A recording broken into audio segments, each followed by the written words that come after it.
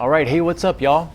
I wanted to share some discussion points that we had with our morning meditation this morning, and me and my good friend Nicole got to sit and chat for a little bit. Usually we have like 5 to 10 people in these morning meditation sessions, and it was just me and her today, so we had a chance to do a little bit of guided meditation, some practice, and then we also had a chance to discuss some topics that I felt like were really useful to apply in our everyday life.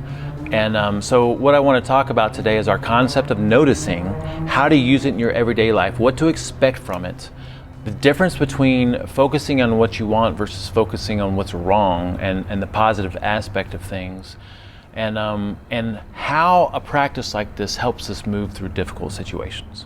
All right, so this morning it was just me and Nicole. By the way, I'm so excited that she found us through Instagram. She's from Ohio. She joined our community website over at community.superhumantransformation.com. Shameless plug, but I'm just excited that people are finding us from other cities and parts of the country. And so this morning, the first thing that we did was instead of just going through our normal focuses for meditation, we took a minute and we sat and we tried to notice thinking.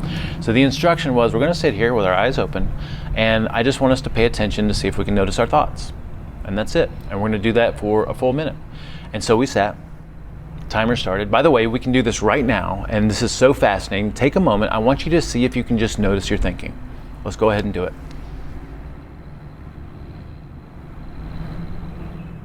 Now, what you'll notice is, when you first do that, there is no thinking. It's so fascinating. We went for a significant part of the minute without any thoughts because we were looking for thoughts. We introduced a focus. That's how meditation works, whether you're focusing on listening, feeling the body, focusing on the breath, or even just sitting there looking for thoughts.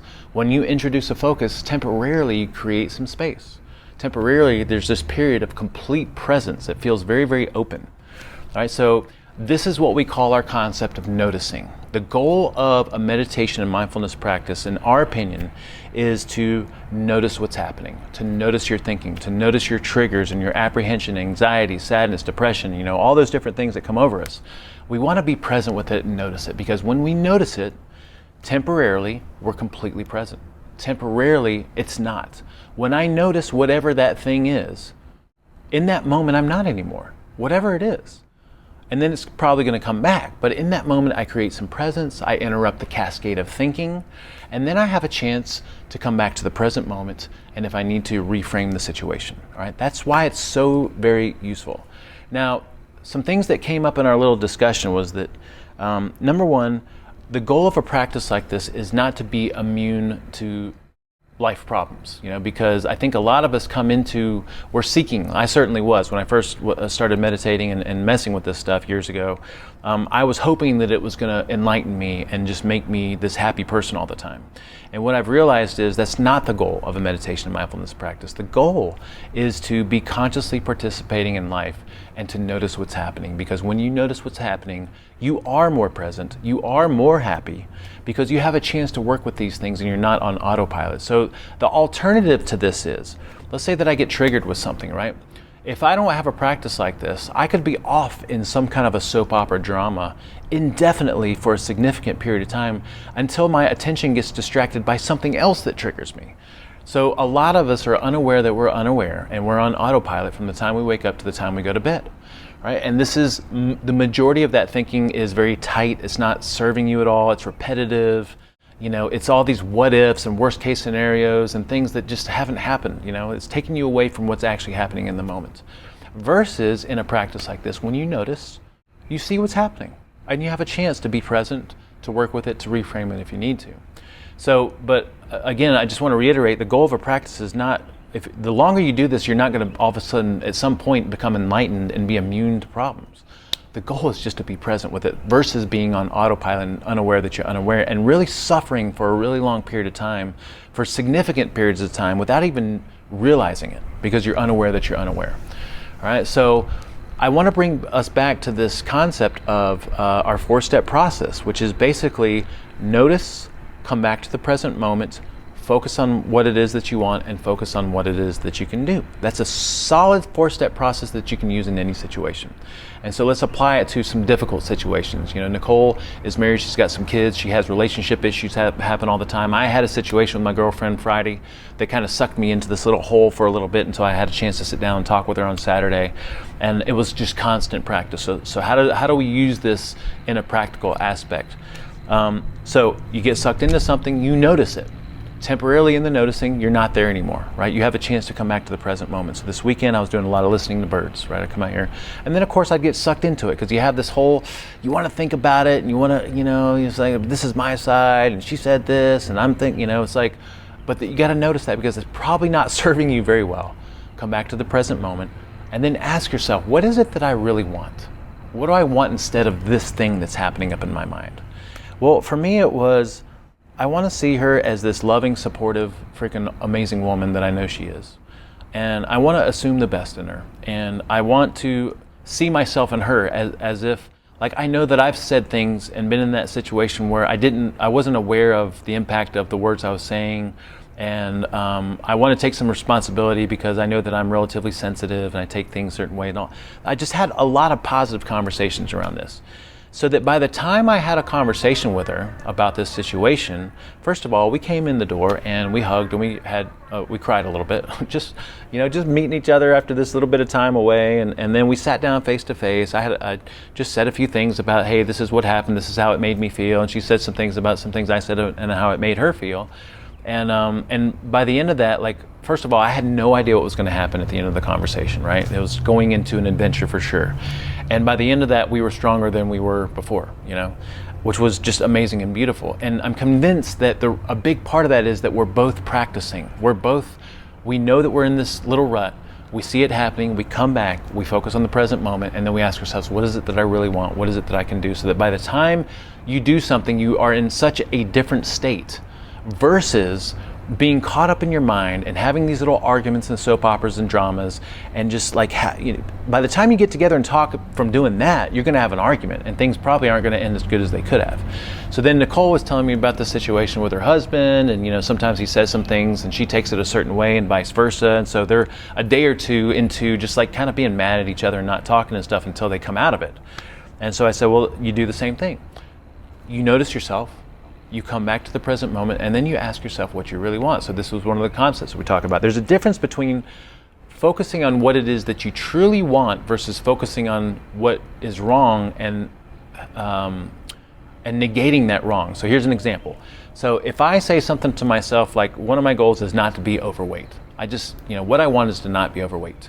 Well, my unconscious mind does not process negatives very well. So the focus there is still overweight, and that feels tight and tense. If I say something like, from a relationship standpoint, what I want is to not be lonely. The focus is lonely and it's tight feeling, right? So when I was asking her, give me a specific situation, what is it, that you really want? Well, if he says this, what I want is for him to apologize. What I want is for him to do this. And when she was saying that, I said, now how does that feel? Does that feel kind of tight? And she was like, yeah. I was like, what is it that you really want? And so we had a discussion around it. Same thing. She was like, well, I want him to say things and for me to understand what it is he's saying. Clear communication. I want to be able to do the same, say what it is that I feel and mean, and do it in a way that he takes it the way that I'm really intending it. Clear communication. And us talking through that, it felt open and freeing and nice and happy, right? And we had a few more little points around that. And so the big takeaway from that was that we want to focus on what it is that we want, not the opposite of what we don't want, as in phrasing it in a negative way, right? Because the unconscious mind just focuses on the aspect of what it is we're talking about. We want to focus on what it is that we truly want. The end state, the actual thing, and not the opposite of the negative of the thing, if that makes any sense. I hope it does. All right, so then we talked about, so how do what do I do with those things? And I said, well, there's two different concepts that we're talking about here. The first concept is just this whole noticing and coming back aspect. That by itself is powerful because you've interrupted the cascade and you're more present and you move through it differently because you can reframe it. Now the other aspect of like, what do you say in the conversation and how do you move through that situation, that's so bio-individual and relationship based and personality based, it's kind of hard to give a really solid answer. But what I do know is that as you practice this and as you focus on what it is you want and what it is that you can do, and as you try to see yourself in the other person, and as you try to assume the best in the other person, by the time you get to a resolution state, you are in such a different, more positive state. Things can't help but be the best possible situation they could have been, versus what's going to happen if you just stay stuck up here and you're just having a lot of discursive thought and you're just really kind of having these arguments and soap operas in your mind. By the time you get to the conversation, it's probably not going to go as good as it could have. And if you look back at all that time that you had between the trigger and your conversation or your resolution, it is much better to spend that time practicing, coming back, focusing on what it is that you want and focusing on what it is that you can do, than it is to be up in your head having these little arguments. Think about that. Like, you've spent so much of that time cultivating a skill, and the skill of noticing, coming back to the present moment, the skill of reframing and assuming the best and trying to make things positive. You've spent all this practice time that's so freaking valuable, versus spending all that time stuck in your head about a drama and something that just doesn't serve you. It makes things tight and tense and all that stuff, right? So I think, that's all I really need to or want to say about that is, you have these situations that trigger you, and the goal of a practice like this is not to make you immune to that stuff. The goal is to be present with it and to work with it. And it's much better to spend this time working on yourself and working on the skill and focusing on the positive aspects and things than it is to be stuck up in your head arguing about stuff. And by the way, a question that always comes up is, but I do need to think about it, right? I do need to think about like what I want to say and what my response is going to be. And I think my response to that is, I know you want to. That's why you keep thinking, right? So the default is to think, right? The default is to be there, having those discussions in your mind. So you don't have to give yourself time to do that, because you're going to do it anyway. I think it's much better, more valuable, especially with these things that are not serving you and are negative and tight and tense and argumentative, or whatever you want to call that.